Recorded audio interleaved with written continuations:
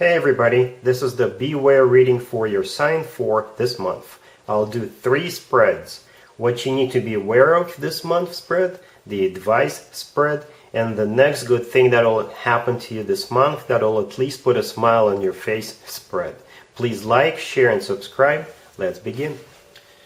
Hi Taurus, this is the first out of 3 spreads, the Beware spread. We have the Queen of Pentacles, clarified by the 7 of Wands and the 5 of Cups. We have Temperance, clarified by the Hermit. Then we have the King of Pentacles, clarified by the Page of Pentacles, and we also have the Page of Cups on the bottom of the deck.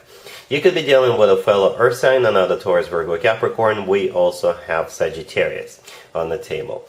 It feels like you will have this King of Pentacles trying to reestablish a connection with you. Just for the reading's sake, I assume you're the Queen of Pentacles, by the way, but you can assign the roles as you wish. It doesn't really matter to me. So I'm assuming you're dealing with this King of Pentacles, and I'm also assuming that they're coming back, because we have a few cards suggesting that this is somebody you already know, and they screwed you over in some shape or form. Your initial reaction is going to be, absolutely not. I'm not letting you back into my life. Alright, so yeah, you're the Queen of Pentacles, and as I was clarifying the Queen of Pentacles, I specifically asked how will Taurus feel about this person coming back. Alright, then the 7 of Wands with the 5 of Cups came out. So the 5 of Cups, this card has always to do with the past. And in this case, I think since this person did something bad to you, if this is your ex, then they obviously broke up with you, or they did something horrific, or did something bad, the way they broke up with you or whatever. You're definitely still thinking about what they did to you with that 5 of Cups. And as a result of that, with the 7 of Wands, this is you pushing this person out, standing your ground, not allowing this person back into your life. Alright, however, they do want to heal this, right? Before I started clarifying anything, we have the King and the Queen of Pentacles and Temperance in between. Temperance could be a Sagittarius you're dealing with, but Temperance is a card of healing. It's a card of reconciling, getting back together, burying the hatchet, right? The Hermit, clarifying Temperance. If this King of Pentacles is a Virgo, it makes total sense. The Hermit is a Virgo card, but at the same time, the Hermit is somebody who's gone within, did some soul searching. Perhaps they went away to a monastery. Basically, they rethought their life, I think, and when they do come back to you, they will share that with you, right? The King of Pentacles is clarified by the Page of Pentacles, and we also have the Page of Cups. There could be children involved. Perhaps you were married to this person in the past, but pages, they don't have to be kids. Perhaps the Page of Cups in this case is a card of an apology, and with the Page of Pentacles, they will either, give you something, or with the Page of Pentacles, they may pay you back if they owe you money, or they will do something,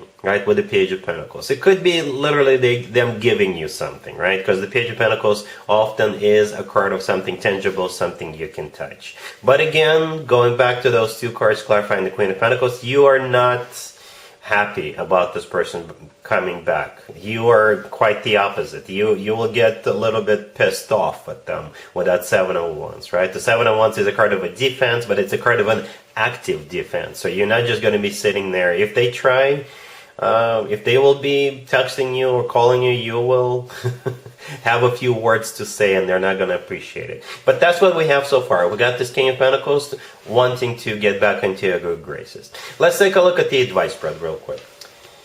Here's the advice for you, Taurus. This is from your perspective. This is what you need to do, or at least take into consideration. I think it's going to be up to you. Okay, well, we have Judgment. We have the Ace of Swords, clarified by the Three of Wands. We have Justice. And we also have the 7 of Cups on the bottom of the deck. So both Judgment and Justice are very serious cards. Both of them are major arcana cards. So yeah, Judgment pretty much confirms that you're dealing with somebody from the past, trying to resurrect this connection between you and them. And I think the rest of the spread is all about you. You see how Justice, well, perhaps you barely see it, but Justice is holding up scales and a sword in another hand, right? I think that's exactly the sword we see in the Ace of Swords. So Justice is all about what's right for you, what's just for you, what do you think is right. What do you think is going to be good for you in this particular case? And that's what I think you need to base your verdict on.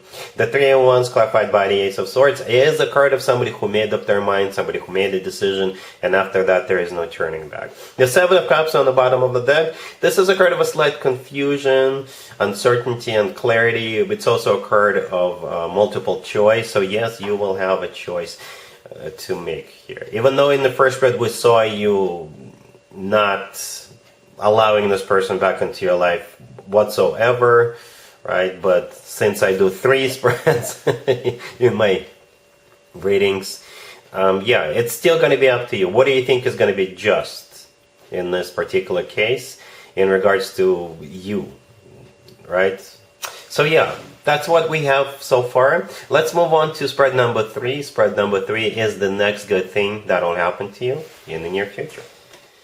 Here's spread number 3, Taurus. This is the next good thing that will happen to you. That will at least put a smile on your face. We have the Knight of Wands, clarified by the King of Wands. We have the Ace of Pentacles, clarified by the Sun. We have the Empress and the Wheel of Fortune on the bottom of the deck.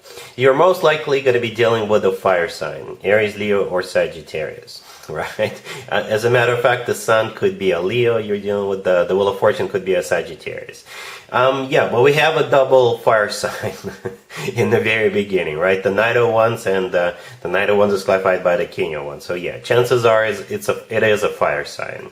And you know, in the beginning, they're coming in as the Knight of Wands. It's all about passion. Perhaps this person is a little younger than you, or they are young at heart, but they're gonna get all excited. It's one of those people who is very enthusiastic, somebody who is easy to get up and go, somebody who is an explorer, likes to go places, likes to say there is a museum in your town and there's like a new exhibit. He would be, or she would be, one of the first people to go.